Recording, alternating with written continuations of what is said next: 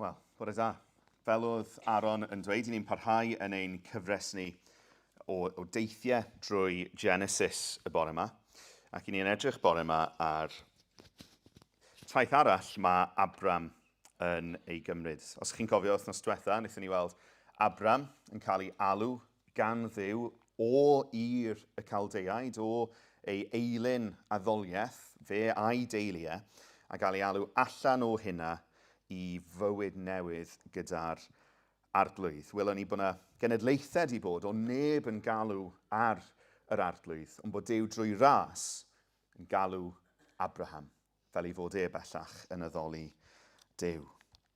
Welwn ni bod Abraham yn derbyn addewid am bobl fydd yn dod ohono fe, am enw, y bydd yr arglwydd yn mawrygu ei enw ef, y byddai Abraham yn derbyn tir, ac y byddai Abraham yn fendith. Trwy Abraham, y byddai yna fendith yn dod i holl bobl y byd, sef wrth gwrs yr arglwydd Iesu Grist, yr had. Ni'n darllen heddiw o ddechrau Genesis 12, ac ni'n mynd i ddarllen trwyddo hyd at y bedwaredd adnod o benod 13. Dywedodd yr arglwydd wrth Abraham, dos o'th wlad ac oddi wrth dy dylwyth ath deulu i'r wlad a ddangosaf i ti. Gwnaf di yn genedl fawr a bendithiaf di. Mawrygaf dy enw a byddi'n fendith. Bendithiaf y rhai sy'n dyfendithio a melltithiaf y rhai sy'n dyfelltithio. Ac yno ti bendithi'r holl dylwythau'r ddeiar. Aeth Abram fel y dywedodd yr arglwydd wrtho, ac aeth Lot gydag ef, 75 oedd oed Abram pan oedd allan o Haran. A chymerodd Abram ei wraig Sarai, a Lot, mab ei frawd, a'r holl feddiannau a gasglwyd ganddynt a'r tylwyth a gawsant yn Haran, a chychwyn i wlad Canan. Wedi iddynt ddod i wlad Canan, tramwyodd Abram trwy'r tir hyd safle Sychem at dderwen More. Y Cananeaid oedd yn y wlad y pryd hwnnw. Ond ymddangosodd yr arglwydd i Abram a dweud, i ddisgynyddion di y rhoddaf o wlad hon. Adeiladodd yntau allawr yno i'r arglwydd a oedd wedi ymddangos iddo. Yna, symudodd oddi yno i'r mynydddir tua'r dwyrain o Bethel a gosod ei babell, gyda Bethel o'i ôl ac y Ai o'i flaen. Adeiladodd yno allor i'r arglwydd a galw ar enw'r arglwydd. A pharhaodd Abram i symud yn raddol tua'r Negef. Yr oedd newyn yn y tir, ac aeth Abram i lawr i'r Aifft i aros yno dros dro, am fod y newyn yn fawr yn y tir. A phan oedd ar gyrraedd yr Aifft, dywedodd wrth Sarai ei wraig, gwn yn dda dy fod yn wraig brydferth. A phan wel yr Eifftiaid di, fe ddywedant, dyma'i wraig. A lladdant fi ath gadw dyn fyw. Dywed mai fy chwaer wyt ti, fel y bydd yn dda i mi o'th herwydd, ac yr arbedir fy mywyd o'th achos. Pan gyrraeddodd Abram yr Aifft, gwelodd yr Eifftiaid fod y wraig yn brydferth iawn, a gwelodd thywysogion pharo hi a'i chanmol wrth pharo, a chymerwyd y wraig i di pharo. Bu yntau'n dda wrth Abram, ei mwyn hi. A chafodd Abram ganddo ddefaid, uchen, a synod, gweision, morynion, a senod a chymelod. Ond trawodd yr arglwydd pharo a'i di a phlai mawr o achos Sarai gwraig Abram. A galwodd pharo ar Abram a dweud, beth yw hyn o rwyt wedi ei wneud i mi? Pam na ddywedais wrthyf mai dy wraig oedd hi? Pam y dywedais fy chwaer yw hi? Fel fy mod wedi ei chymryd yn wraig i mi? Dyma dy wraig, cymer hi a dos y maith. A rhoes pharo o'r chymyn yw wyr amdano, ac anfonasant ef a'i wraig a'i holl eiddo y maith. Yna aeth Abram i fyny o'r Aifft i'r Negef, ef a'i wraig a'i holl eiddo, a hefyd Lot. Yr oedd Abram yn gyfoethog iawn o anifeiliaid ac o arian ac air. Teithiodd ymlaen o'r Negef hyd Bethel, i'r man rhwng Bethel ac Ai, lle roedd ei babell ar y dechrau. Y man lle roedd wedi gwneud allor ar y cychwyn, ac yno galwodd Abram ar enw'r arglwydd. Amen. I ni'n diolch i Dduw am ei aira. I ni'n canolbwyntio heddiw ar adnodau 8 drwyddo i pennod 13, adnod 4. I ni'n gweld Abram yn dechrau yn yr un lle a mae e'n gorffen, gyda Bethel o'i ôl yn y man lle mae wedi galw ar enw'r arglwydd. Wythnos diwetha, wnaethon ni orffen y rhan o'r daith wrth ni'n edrych ar yn More, wrth y dderwen yn More, lle mae Abraham yn adeiladu allor i'r arglwydd sydd wedi ymddangos iddo fe. Ond nath Aaron amlygu i ni, oedd y Cananeiaid dal yn byw yn y wlad yna, felly rhaid i Abram aros, rhaid iddo fe ddisgwyl ar gyflawniad a ddewid Duw ac ymlwybro ymlaen, teithio ymlaen. A felly dyma Abram yn mynd ymlaen i ardal y Negef. Nawr, os nad ych chi'n gyfarwydd â ardal y Negef, mae e'n anialwch, mae e'n ddiffeithdir. Chydig bach fel ardal Tregaron, os ni fod Tregaron fan'na. Mae e'n ddiffeithwch, does na ddim byd yno. A mae Abram, tra bod e yn ardal y Negef, yn profi newyn, yn profi diffyg bwyd. Felly dyma ni heddiw de, yn canolbwyntio ar adnodau 8 ymlaen, a dwi eisiau tynnu mas 3 pheth wrth i ni edrych ar yr adnodau hyn heddiw. Yn y lle cyntaf, i ni'n gweld arwyddion tyfiant hyfryd. Arwyddion tyfiant hyfryd. Yn ail, i ni'n gweld amlygiad patrwm ofnadw. Ond yn drydydd, i ni'n gweld gras Duw drwy'r cyfan. Felly yn y lle cyntaf, tyfiant hyfryd. Tyfiant hyfryd. I ni'n gweld ar gychwyn ein testyn ni heddiw, ffydd Abram yn tyfu. I ni'n gweld, ni wedi gweld hyd yn hyn, galwad Abraham, i ni wedi gweld yn derbyn addewid, i ni wedi gweld yn ymateb mewn ffydd i'r addewid yna, yn gadael tir ei deiliau, yn gadael i fywyd newydd gyda'r arglwydd, ac i ni welon ni ar ddiwedd y darlleniad wythnos diwetha, Abram yn adeiladu allor. Mae yna dyfiant wedi bod yn ei ffyddau, ond heddiw, i ni'n gweld rhywbeth newydd. Edrychwch ar adnod 8 gyda fi. Yna symudodd oddi yno i'r mynydddir tua'r dwyrain o Bethel a gosod ei babell gyda Bethel o'i ôl ac ai o'i flan. Adeiladodd yno allor i'r arglwydd a galw ar enw'r arglwydd. Yn adnod 8, i ni'n gweld Abram yn galw ar enw Duw am y tro cyntaf.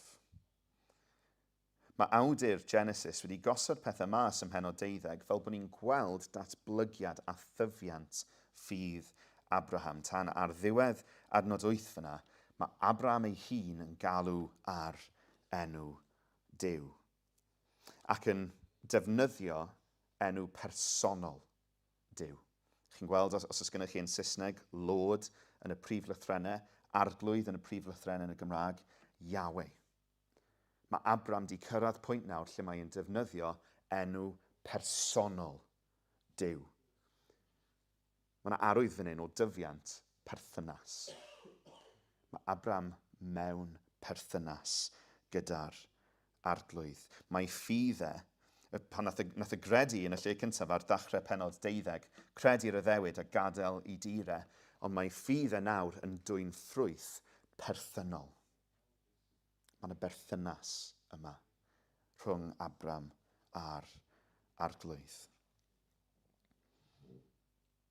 Efallai bod rai ohono ni yn gallu pwyntio nôl at eiliad yn ein bywydau ni, lle nath y cyfan newid, bod e fel rhyw lightning flash o ddod i ffydd, nath y cyfan newid yn sydyn iawn ni'n galw ar enw Duw o'r cychwyn. Dwi'n gwybod oedd stori Elen fel yna. Popeth yn newid mewn un foment. Rhai ohono ni falle, mae'n ffydd ni wedi bod yn stori o dyfiant araf dros amser. Dyna ni'n gweld y mywyd Abram fan hyn. Mae'n galw ar yr arglwydd am y tro cyntaf lawr yn adnod 8. Ar ôl iddo ymateb i'r addewid, ar ôl iddo fe adael i dirau, mae e wedi adeiladu allor, ond dyma'r tro cyntaf mae'n galw ar enw Duw. Mae ffydd e wedi tyfu yn arabach, ond yn hyfryd. Eisiau gweud, jyst nodyn fyna, mae achubiaeth yn ddi a gwyn. Naill ai ni wedi ein achub neu dyn ni ddim. Ond mae profiad ni o hynny yn gallu bod yn wahanol iawn. A mae rai ohono ni felly'n profi ffydd yn tyfu dros amser. Dwi'n meddwl, Sarah, if you'd go to the slides with the soil on them. Dych chi'n gweld? O, chi'n gweld. Dwi ddim yn gallu gweld beth sy'n... Ie, gwni. Be chi'n gweld fyna? Beth yw hwnna? Bron. Ffa.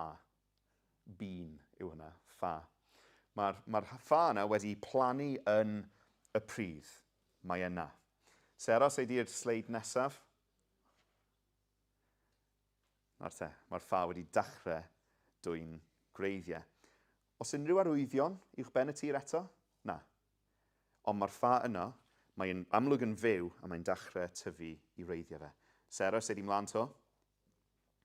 Nawr te, y greiddiau'n dal i dyfu, a sa'n gwybod os welwch chi fyna, mae'r tir wedi dechrau shifftio tyma bach uwch ben. Mae yna arwydd bod rhywbeth yn digwydd under the surface. Un eto, Sarah?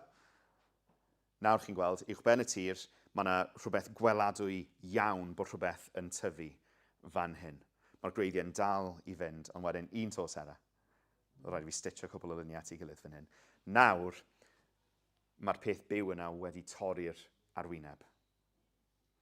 Fi'n credu dyna sydd gennym ni fan hyn yn mywyd Abram. Nawr, mae e yn galw. Mae ffydd e'n dechrau dwy'n ffrwyth hyfryd perthynol. Mae'n beautiful i weld sut mae hwnna'n datblygu ym mywyd Abram dros amser wrth iddo dal i deithio o gwmpas yn pwyso ar addewid yr arglwydd. Ni'n gweld tyfiant hyfryd ffydd fan hyn. Ond wedyn, fel ni wedi gweud, mae Abram yn gadael ardal Canan, mae'n gadael ardal y Negef i fynd lawr i'r Aifft oherwydd newyn. Oherwydd bod yna ddiffyg bwyd yno. Ond sylwch, be mae'n gweud yn adnod 10, roedd newyn yn y tir ac aeth Abram i lawr i'r Aifft i aros yno dros dro. Dros dro. Dyw e ddim yn bwriadu aros i lawr yn yr Aifft. Dyw awdur Genesis ddim di roi digon o wybodaeth i ni i allu dweud os yw taith Abram lawr i'r Aifft yn weithred o ffydd, yn aros yna dros dro, yn trystio fydd yr arglwydd yn ei gael yn ôl i wlad yr Iddewyd, neu os yw e'n weithred o ofn, yn poeni, dyw'r arglwydd ddim yn mynd i ddarparu ar fy nghyferi yng Nghanan, felly a fi lawr i'r Aifft. Dyn ni ddim yn gwybod os yw weithred Abram o fynd i'r Aifft yn weithred ffydd neu yn weithred o ofn. Sgynnon ni ddim digon o wybodaeth i ddweud eto. Ond either way, mae beth sy'n digwydd nesaf yn dangos bod y ffydd hyfryd yna wedi bod yn tyfu mewn gwter. Wedi bod yn tyfu mewn cesspit hen natur Abram. Dyma ni'n gweld nesaf, ni'n gweld amlygiad patrwm ofnadw. Ni'n gweld ofn cynhenid Abram yn ei arwynau i bechu mewn ffyrdd awful. Mae ofnau yn ei arwynau at anfoesoldeb ofnadw. Darllenwch gyda fi eto adnodau 11 i 13. A phan oedd ar gyrraedd yr Aifft, dywedodd wrth Sarai ei wraig, gwn yn dda dy fod yn wraig brydferth. A phan wel yr Eifftiaid di fe ddywedant dyma ei wraig, a lladdant fi, ath gadw dyn fyw. Dywed mai fy chwaer wyt, fel y bydd yn dda i mi o'th herwydd, ac yr arbedir fy mywyd o'th achos. Mae Abram yn neud rhywbeth ofnadw fan hyn, ac yn anffodus, dyw hwn ddim jyst yn blip mewn bywyd o ffydd. Dyw e ddim just yn one-off. Mae hwn yn digwydd fwy nag unwaith. A mae'n dangos i ni rhywbeth am hen natur Abram sydd yn dal i domineiddio ei fywyd e. Mae Abram yn gwneud yr un fath o beth eto pan mae'n treulio amser yn Heirnas Gerar yn hwyrach yn Genesis, lle mae'r brenin Abimelech yn teyrnasu. Os oes gennych chi'ch Beibl a chi eisiau troi Genesis 20, mae brenin Abimelech yn galw Abram mas am wneud yr union un peth, a dyma'r ateb mae Abram yn ei roed pryd ni ynglyn â beth mae wedi gwneud. Yn Genesis 20, adnod 11. Atebodd Abraham, mi feddyliais nad oedd neb yn ofni Duw yn y lle hwn, ac y byddent yn fy lladd o achos fy ngwraig. Ac yn wir, fy chwaer yw hi, merch fy nhad, ond nid merch fy mam, a daeth yn wraig i mi. Sylwch yn adnod 11 yn y lle cyntaf, mae disgwyliad Abraham o bobl Gerar yn ei arwenau at bechod gwath na nhw. A mae'n gwneud yr un peth yn yr Aifft. Mae ddisgwyliad o beth mae bobl yr Aifft yn mynd i wneud iddo fe yn ei arwain at bechod gwaith na beth mae'r bobl yna actually yn mynd i wneud. Mae ofyn Abraham o ymddygiad y bobl o'i gwmpas yn ei gymell i bechu. Ofyn Abram o bobl y byd yn ei gymell at bechod. Yn adnod 12 o Genesis 20, ydy Abram yn dweud celwydd drwy ddweud taw Sara yw ei wraigau? Wel na, achos mae hi'n hanner chwaer iddo fe. Be mae Abram yn wneud yw mae'n defnyddio rhywfaint o'r gwirionedd, mae'n cuddio rhywfaint arall ac yn defnyddio hynny mwyn amddiffyn ei hun. Wrth gwrs, mae darllen hynny yn ei hun, un clistiau modern ni, mae yna lot o issues fan hyn. Dyn ni ddim yn mynd i fynd ar ôl pob un ohonyn nhw. Ond be dwi eisiau amlygu i ni fan hyn yw bod disgwyliad Abram o'r bobl o'i cwmpas yn ei arwenau, oherwydd ei ofyn, at cuddio peth o'r gwirionedd, amlygu peth arall o'r gwirionedd, mwyn arbed i fywyd ei hun. Oherwydd self-preservation.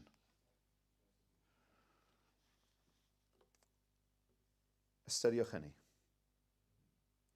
Abram y gŵr yn taflu i wraig dan y bws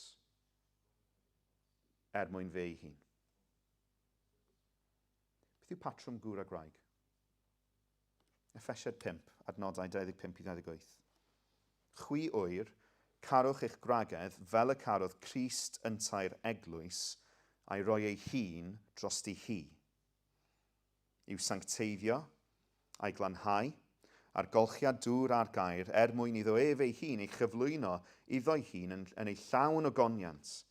Heb fod arni frycheun na chrychni na dim byd o'r fath, iddi fod yn sanctaidd a di-fai. Yn yr un modd dylai'r gwyr garu ei gwragedd fel ei cyrff ei hunain. Mae'r gŵr sy'n caru ei wraig yn ei garu ei hun. Bod hwnna'n cael ei roi yn y Testament Newydd, dyna yw safon Duw ar gyfer priodas, achos mae'n pwyntio at gariad tragwyddol yr arglwydd at ei bobl. Dyna yw safon priodas. Y gŵr yn rhoi ei fywyd dros y wraig. Be mae Abram yn wneud, yn fflipio hwnna'n llwyr. Y gŵr yn taflu wraig dan y bws mwyn arbed ei fywyd ei hun.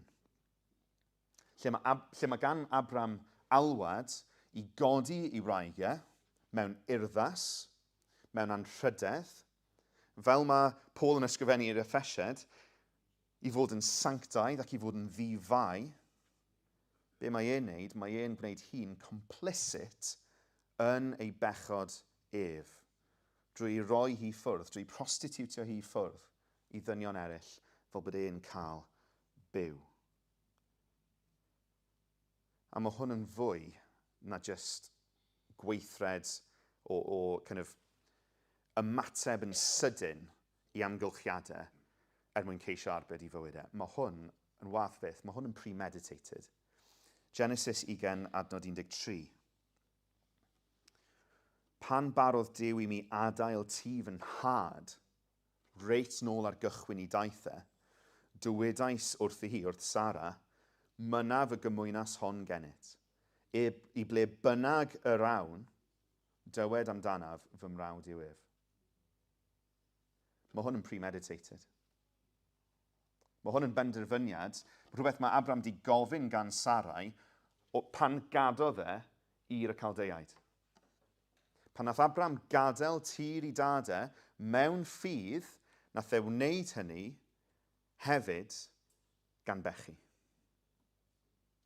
Gan mynnu'r peth ofnadw yma gan i wraigau. Mae ffydd Abram o'r cychwyn cyntaf yn cyd-fyw gyda'i bechod. Beth yw'r pechod yna yn Abraham? Beth sy'n nodweddu i gael hwnna? Ofn.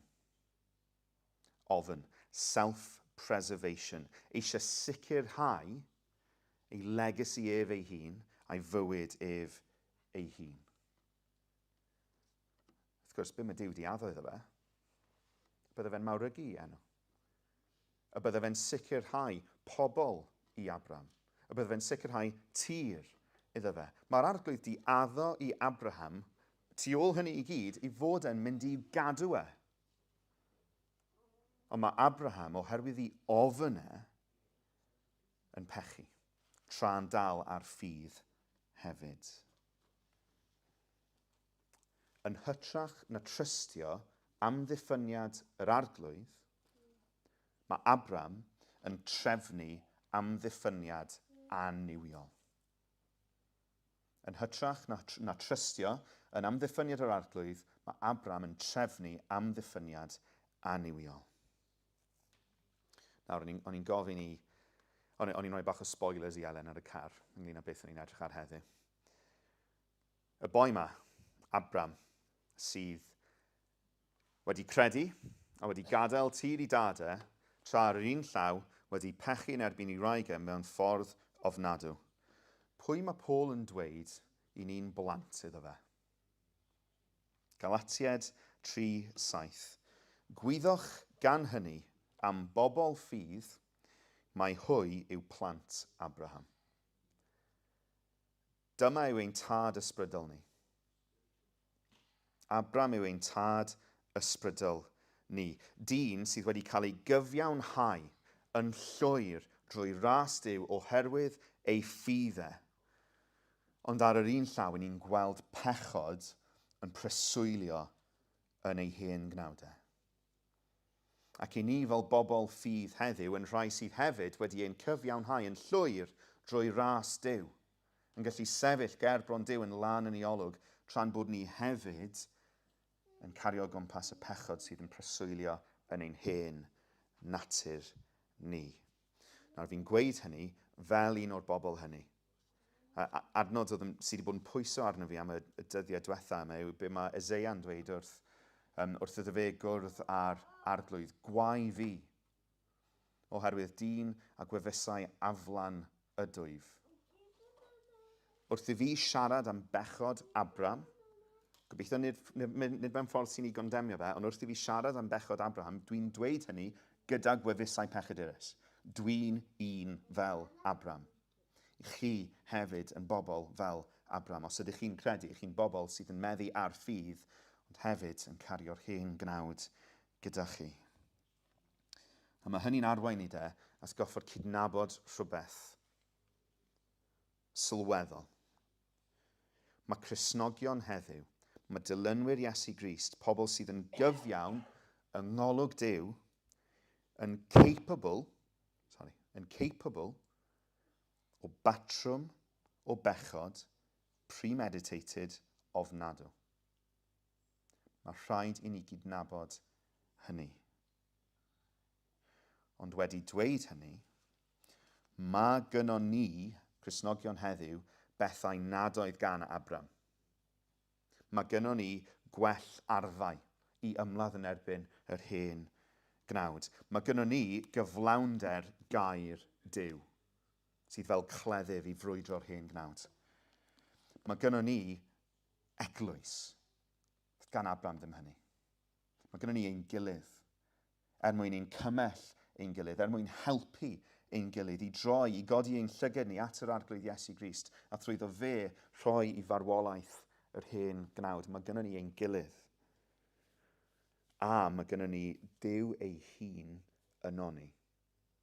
Yr ysbryd glân, mwyn i ni allu rhoi i farwolaeth yr hen gnawd. Mae gynnon ni fendithion, mae gynnon ni arfau nad oedd gan Abram. Felly bod rhaid i ni gydnabod posibilrwydd bod Cristnogion yn gallu cyflawni pechod ofnadw, mae rhaid i ni hefyd fod yn ofalus i beidio a ddefnyddio seintiau'r Hen Testament fel gormod o fodel ar gyfer ein bywydau ni heddiw, achos mae gynnon ni ddarpariaeth gwell nag oedd gynnon nhw yn eu hoes nhw.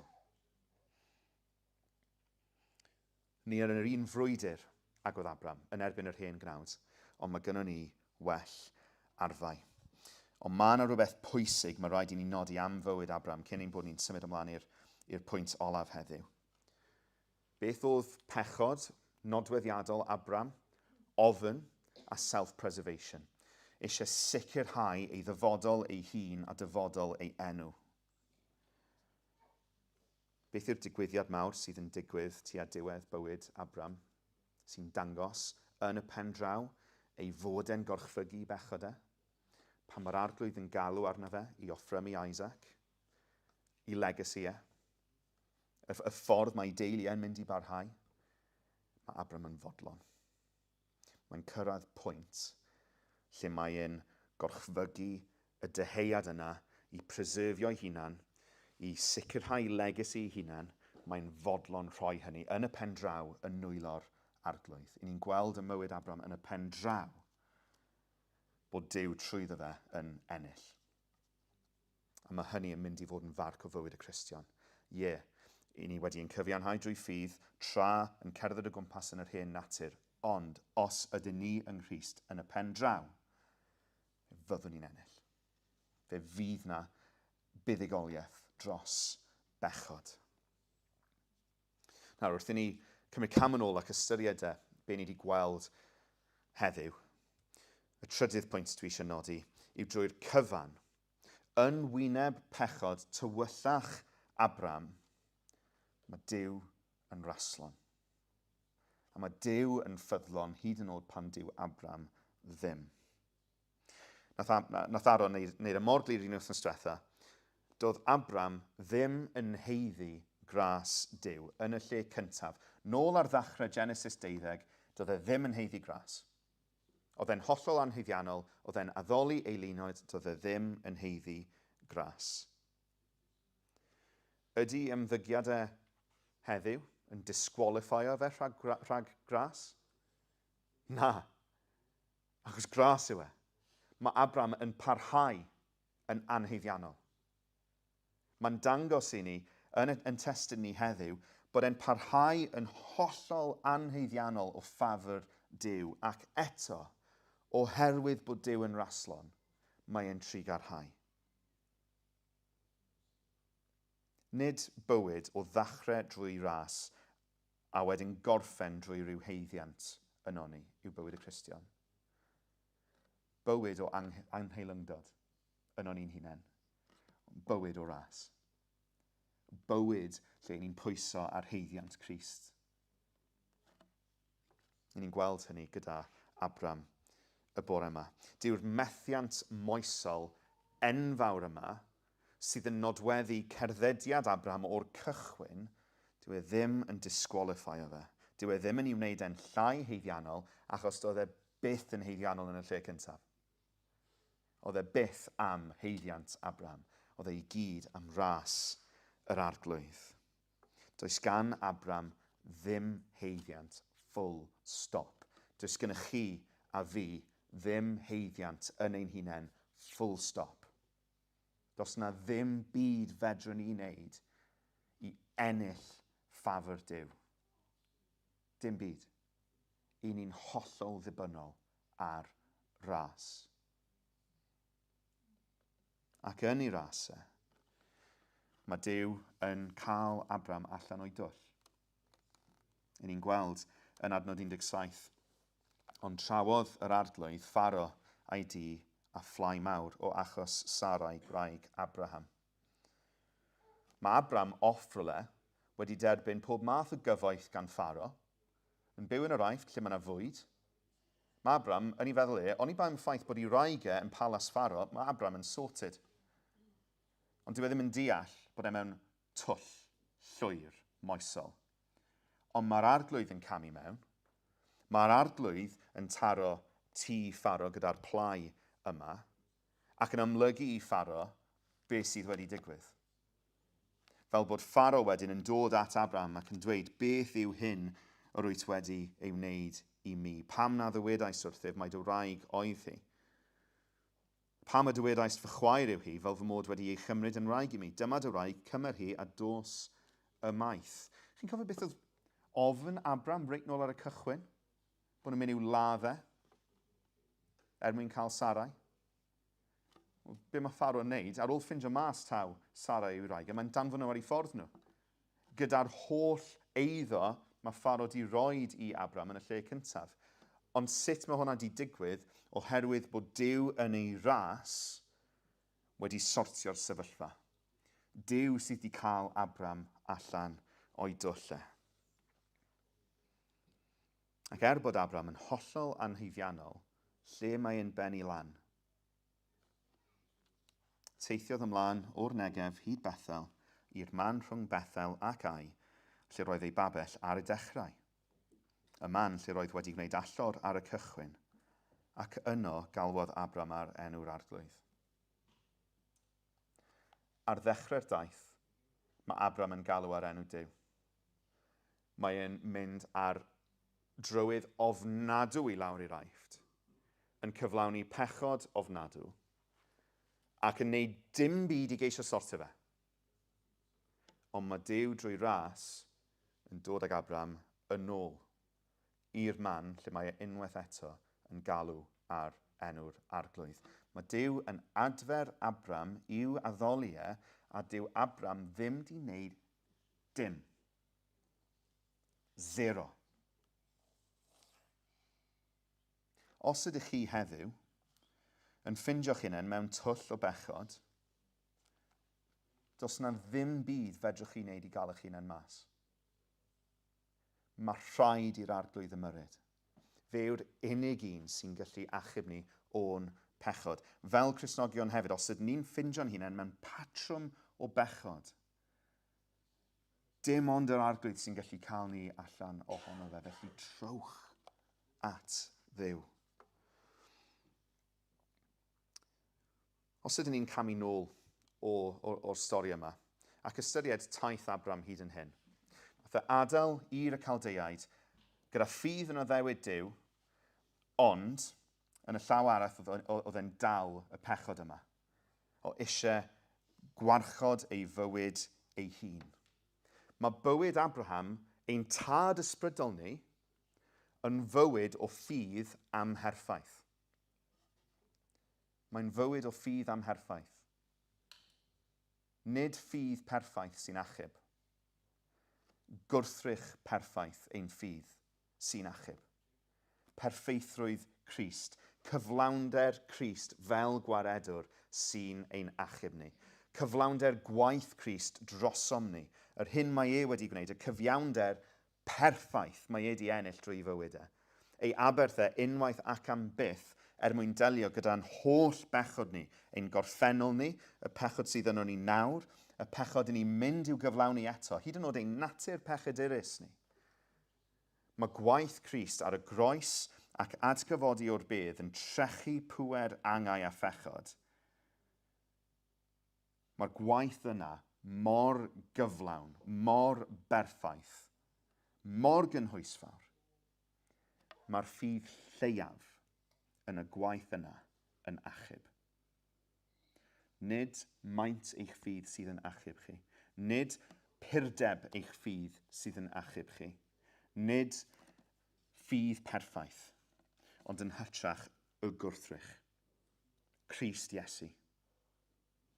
Felly, wrth ystyried hyn i gyd, yr her fwyaf bore yma yw gofyn hyn. Beth yw gwrthrych eich ffydd chi? Be ydych chi'n edrych at mwyn gwybod bod chi wedi eich achub? Ydych chi'n edrych at eich ffydd chi ei hun mwyn gwybod bod chi wedi achub? Cos os dwi'n neud hynny, dwi'n mynd i gael yn siomi tro ar ôl tro. Achos mae'n ffydd i yn dod llaw yn llaw gyda amheuon. Achos dwi'n bechadur fel Abram. Be dwi angen wneud mwyn gwybod bod fi wedi cael fy achub yw edrych i'r achubwr. I edrych at Grist a gwybod beth mae wedi ei wneud. Dyna nath achub Abram. Mae Crist yn sôn am hynny nag yw e, wrth y Phariseiaid. Gwelodd Abraham fy nydd i, a nath y llawenhau. Mi oedd gan Abram ffydd yn yr addewid, yn yr had, yn yr un oedd yn mynd i ddod. A'r ffydd yna, yn y gwrthrych, nath achub Abram. Felly, os ydych chi bore yma yn cydnabod eich hunain fel pobl sydd â ffydd gwan, mond bod y ffydd gwan yna yng Nghrist llawenhewch. Achos mae e'n abl i achub hyd yr eithaf. Felly bod chi'n cydnabod yn eich bore yma bod eich ffydd gwan chi yn dod llaw yn llaw gyda pechod sy'n torri eich calon chi yn yr hen natur a chi'n teimlo torcalon ofnadw yn gofyn pwy all achub fi rhag hyn. Fel mae Paul yn gweddio yn y Rhufeiniad yn gofyn gwai fi, pwy all achub fi o'r hen ffordd yma? Iesu Grist. Mae e'n abl, hollol abl i'n hachub ni. A chymod beth nath taro fi wrth fyfyrio ar Abram a Sarai? Just ystyriwch sefyllfau priodas nhw. Mae Abram yn rhoi Sarai ffwrdd i Pharo, i'r brenin Abimelech. Mae e'n troi gefn ar Sarai ac yn cysgu gyda'i llaw forwyn hi mwyn trial cael etifedd. Mae'r ffordd mae Abram yn trin Sarai yn ofnadw, mae'n erchyll. Ond oherwydd gwaith Crist, ar y diwrnod olaf, fe fydd Abram a Sarai wedi eu cymodi nid jyst i Dduw, ond i'w gilydd yn berffaith. Fydd yna ddim priodas yn y nefoedd mae Crist yn dweud wrthyn ni, ond fe fydd ein perthynas gyda'n gilydd yn berffaith. Oherwydd bod y pechod sydd yn preswylio wedi mynd yn llwyr. Felly, os ydych chi bore yma'n berson sydd wedi profi tor calon o fewn sefyllfa priodasol, gyda Christion arall, mae yna obaith am berthynas perffaith, am gymod go iawn yn y byd sydd i ddod. A mae byw yng ngoleuni hynny yn newid y ffordd i ni'n byw heddiw. Eisiau gorffen drwy rhoi cysur a drwy roi rhybydd. Dyw tywyllwch gweithaf Abram ddim yn gallu ei gwahanu rhag cariad Duw, rhag gras yr arglwydd. Mae Paul yn ysgrifennu hynny at y Rhufeiniad ym mhennod 8. Yr wyf yn gwbl sicr na all nac angau nac einioes, nac angylion, na thywysogaethau, na'r presennol, na'r dyfodol, na grymisterau, nac uchelderau, na dyfnderau, na dim arall a greuwyd. Ein gwahanu ni oddi wrth gariad Duw yng Nghrist Iesu ein harglwydd. Mae hynny'n wir i ni sydd yn credu heddiw, oedd e'n wir i Abram fyd. Dyw i pechod tywylla fe ddim yn gallu i wahanu rhag cariad Duw at y fe yng Nghrist. Ond mae yna rybydd, a mae Paul yn anticipatio'r rhybydd yma yn ei lythyr i'r Rhufeiniad, lle mae'n ysgrifennu hyn ym mhennod 6. Beth yn te sydd i'w ddweud? A ydym i barhau mewn pechod mwyn i ras amlhau? Ddim ar unrhyw gyfrif. Pobl ydym a fi farw i bechod, sut y gallwn ni mwyach fyw ynddo. Dyw gras Duw ddim yn leisens i bechu. Mae gras Duw yn ein newid ni. Nath gras Duw newid Abraham. Oedd e'n slow, ond mi nath e newid e. Fel welon ni yn y pen draw, mae Abraham yn gorchfygu'r hen natur yna. Mae'r un peth yn wir ar gyfer pobl sydd go iawn yn credu heddiw. Ie, i ni'n cerdded llaw yn llaw gyda'n cyfiawnhad ni a'n achubiaeth ni a gyda'r hen gnawd yna. Ond, os ydyn ni yng Nghrist, i ni'n rhai a fi farw i bechod. Fedrwn ni ddim byw ynddo fe mwyach. Bod yr hen gnawd yna, i ni i roi'r hen gnawd yna i farwolaeth. A fel ni wedi gweud, mae gynnon ni yr arfau i wneud hynny. Drwy ras Duw, mae gynnon ni cyflawnder i air a'i addewidion a'r gobaith sydd gynnon ni yn yr Efengyl. Mae gynnon ni ein gilydd fel pobl Crist i gymell ein gilydd, i helpu'n gilydd, i gyd gerdded gyda'n gilydd. A mae gynnon ni Duw ei hun drwy ras wedi dewis preswylio yno ni.